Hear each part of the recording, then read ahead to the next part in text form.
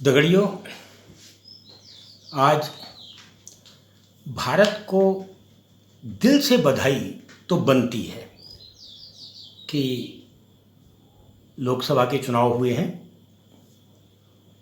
वैसे तो बिहार से, उत्तर प्रदेश से और भी कई राज्यों से एक शिकायत आ रही है कि 11:30 बजे के बाद वोटों की काउंटिंग एकदम धीरे कर दी है।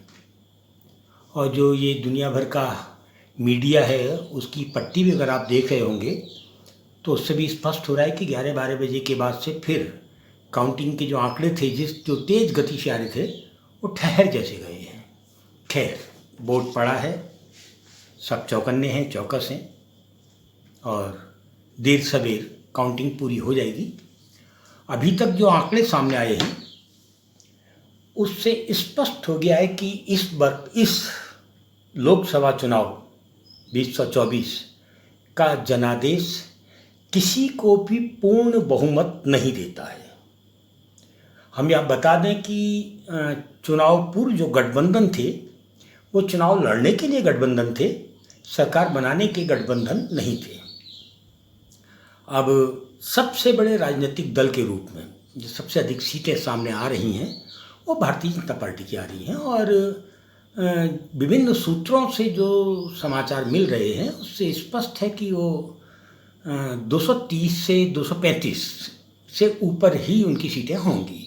यानी अपने दम पर सरकार बनाने की स्थिति में भारतीय जनता पार्टी भी नहीं है।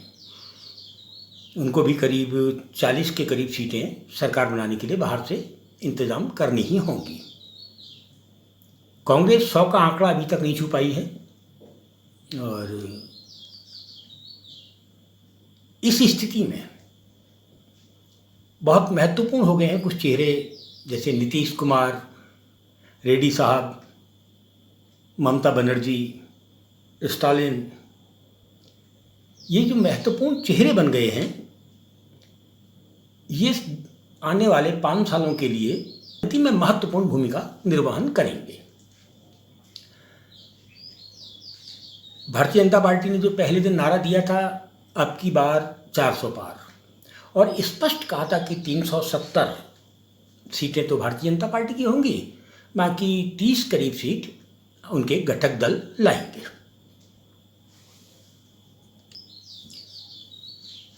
भारतीय जनता पार्टी 370 से बहुत दूर पीछे है। यानी अपने दम पर वह सरकार नहीं बना सकती, जैसा कि उसने पिछली बार अपने दम पर सरकार बनाई थी। क्योंकि जिस तरीके से एक डर इस पूरे दौर में लग रहा था, अरविंद केजरीवाल को जेल भेजने से लेकर, सोरेन को जेल भेजने से लेकर, जिस तरीके से इनको बदनाम किया गया, जेल भेजा गया, मामला कोर्ट में है, कौन जीतेगा कौन हारेगा कल पता लगेगा।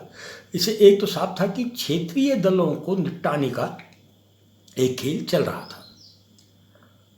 नीतीश बाबू भी जानते हैं कि जो उनकी फाइल तैयार की गई थी वो किसके समय में तैयार की गई थी। जगन रेड्डी भी शायद इस बात को समझते हैं। और जो क्षेत्रीय दल हैं, क्षेत्रीय छत्रप हैं, वो भले ही अखिलेश यादव हों, नीतीश बाबू हों, जगन रेड्डी हों, स्टालिन हों, या फिर शिवसेना के लोग हों, बाल ठाकरे के लोग हों, वो इस बात को जानते हैं कि दिल्ली में उनके लिए कौन अधिक घातक होगा। अब की जो स्थिति है उस स्थिति में सुनने में आ रहा है कि नीतीश बाबू दिल्ली में ही थे कल शाम तक। मुलाकात भी उन्होंने कल गृह मंत्री से भी की है, प्रधानमंत्री से भी की है, लेकिन कल रात तक जो एग्जिट पोल थे वो बहुत बड़े अंतर से अकेले भारतीय जनता पार्टी को ही बहुमत दे रहे थे। तो हो सकता है कि कल की बातचीतें जो भी रही होंगी उस प्रकार की रही होंगी। और आज नीतीश बाबू सुबह से किसी का फ़ोन नहीं उठा रहे हैं। जगन रेड्डी साहब से लोग मुलाकात कर रहे हैं, मुलाकातों का दौर जारी है। आज रात 12-1 बजे तक या कल सुबह तक स्पष्ट हो जाएगा कि सरकार किसकी बन रही है। जिस तरीके से 12 बजे के बाद चुनाव में गिनती मध्यम हुई है, गति रुकी है। उसके बाद अब लग रहा है कि इतनी जल्दी ये कह देना कि इंडिया गठबंधन 230-32 में सिमट गया है, एनडीए गठबंधन 294-95 से आगे जा रहा है, वो जल्दीबाजी होगी। अंतिम परिणाम को देख लेना चाहिए, लेकिन ये स्पष्ट हो गया है कि सरकार गठबंधन की ही बनेगी। हम उत्तराखंड को लेकर कहते हैं कि उत्तराखंड में भारतीय जनता पार्टी का जो प्रदर्शन है वो काबिल तारीफ़ है, और इस तारीफ़ का अगर श्रेय किसी को जाता है तो मोदी जी को नहीं जाता, और ना ही राम मंदिर को जाता है, और ना ही 5 किलो के राशन को जाता है। ये श्रेय अगर किसी को जाता है तो वो छोटे छोटे मोर्चे जो पन्ना प्रमुख होते हैं, इनका जो संगठन है, जिले का संगठन, उनके घटक दल, महिलाओं का संगठन, महिलाओं के घटक दल, अब जिसने मेहनत की है वो जीतेगा। उत्तराखंड में जब टिकट बंटे थे, जब 500 सीटों पर कांग्रेस ने टिकट बांटे थे, फिर कांग्रेस के लोग ये नहीं समझ पाए कि किस आधार पर टिकट बांट दिए गए। अगर हम टिकटों के को नज़दीक से देखते हैं तो स्पष्ट होता है कि जो हरीश रावत जी थे वो अपने लोगों को टिकट दिलाने में पूरी तरीके से कामयाब रहे, और ये भी बहुत बड़ा सच है कि उत्तराखंड में जब टिकट दिए गए तो उसमें संगठन से शायद पूछा भी नहीं गया। ये नाराज़गी संगठन के लोगों में भी दिखती है। जैसा कि शुरू में कयास लग रहा था, उस कयास के अनुसार एक भी टिकट कांग्रेस ने उत्तराखंड में नहीं दिया, और सीधा सीधा वे हरीश रावत जी जिनके नेतृत्व में 2 चुनाव लगातार उत्तराखंड में कांग्रेस हारी ही नहीं है, बुरी तरीके से हारी है, बहुत बुरी तरीके से भाजपा के हाथों हारी है।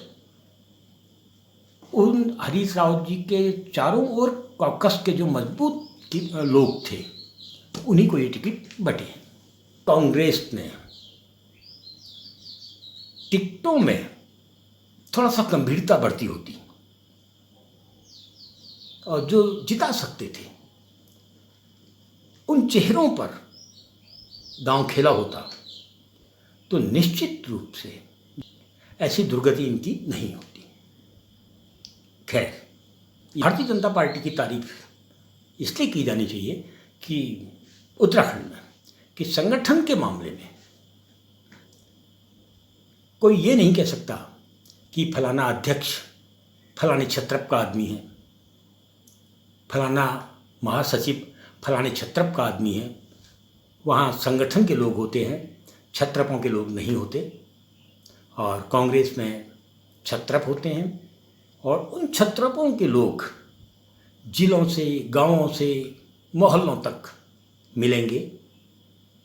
वो संगठन उनके लिए बाद में होता है, और संघ अपना नेता, उनका नेता पहले होता है।